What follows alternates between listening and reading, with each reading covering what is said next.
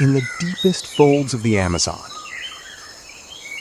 where sunlight barely touches the forest floor, a creature older than the jaguar and stranger than the sloth moves in silence. He is rarely seen, rarely filmed, and right now, he is suffering in ways no one has ever captured on camera. This is the story of the forest's most secretive giant and the unlikely allies who will save him. And the unlikely allies who will save him. Within the lowland rainforest of Brazil, where the canopy swallows the sky, a shadow moves between the buttress roots. He is a lowland tapir, a living relic, virtually unchanged for over 20 million years. Broad-bodied, stub-tailed, with a short trunk-like snout that reads the forest air like braille. He is alone, as tapirs almost always are. Solitary by nature, active mostly at night, he is one of the least observed large mammals on Earth. Few camera crews have ever filmed his private world. Tonight, he moves with purpose, snout low, tracing a path worn smooth over years of solitary travel. He is heading toward water, but not yet. First, there is a burden he carries, one written into his very skin. Beneath his coarse, bristled coat, the evidence is impossible to hide. Clusters of engorged ticks along his neck folds and hindquarters, and beneath the surface, the telltale swellings of botfly larvae burrowed into his flesh. For a tapir, this is simply the tax of life in the humid understory. Warm, still air and dense vegetation create a paradise for biting insects, and by extension, for the parasites they carry.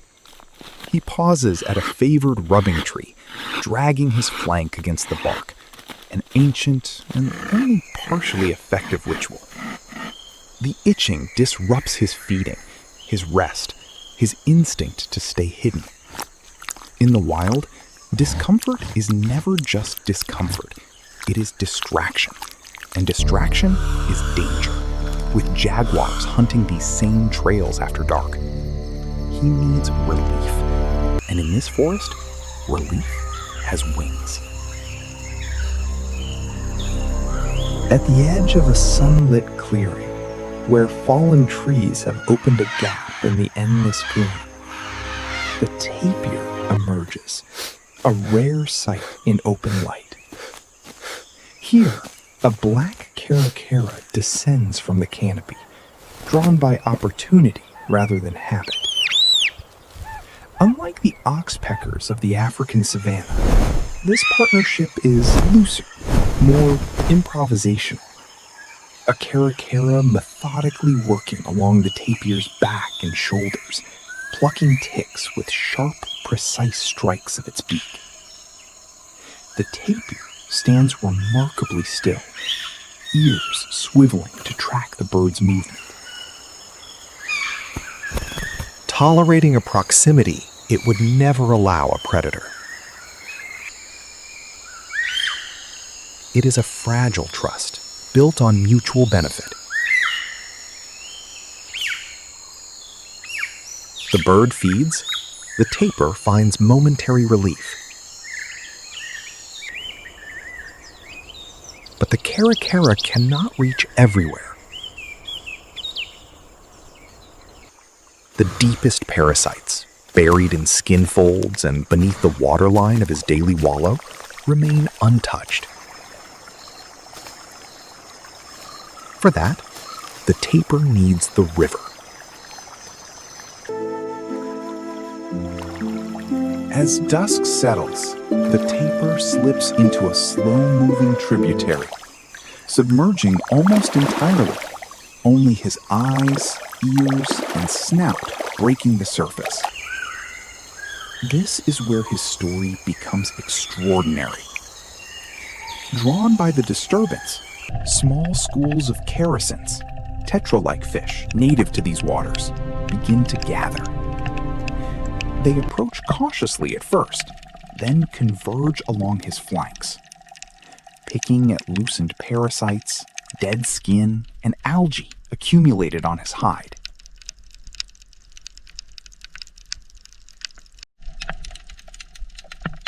The behavior is startlingly thorough. The Characins work in shifting schools, covering nearly his entire submerged body.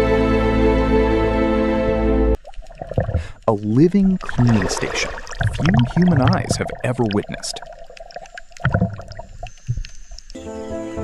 This is one of the Amazon's least documented symbiotic relationships, largely unknown outside specialist research circles.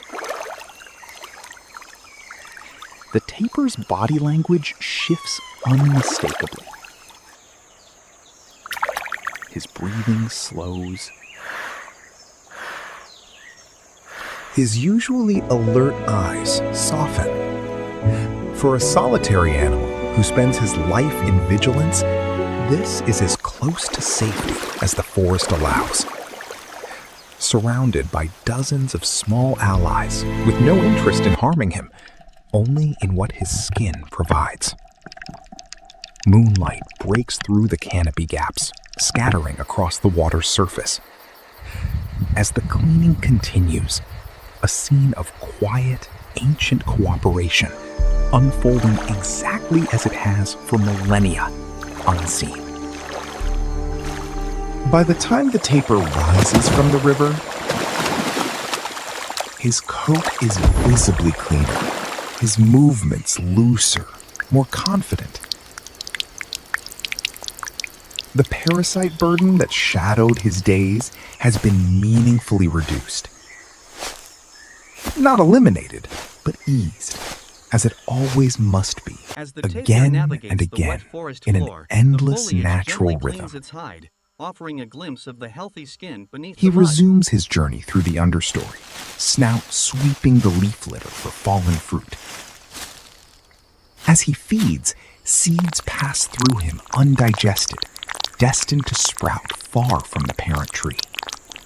A reminder that this quiet giant is not just a survivor, but an architect of the forest itself. The Caracara has returned to the canopy. The Characins have dispersed downstream. Each played their part in a partnership so subtle, so rarely observed, that it remains one of the rainforest's best-kept secrets. Tonight, in the deepest folds of the Amazon, one ancient creature moves on, a little lighter, a little cleaner, and utterly unaware that his secret world was ever witnessed at all.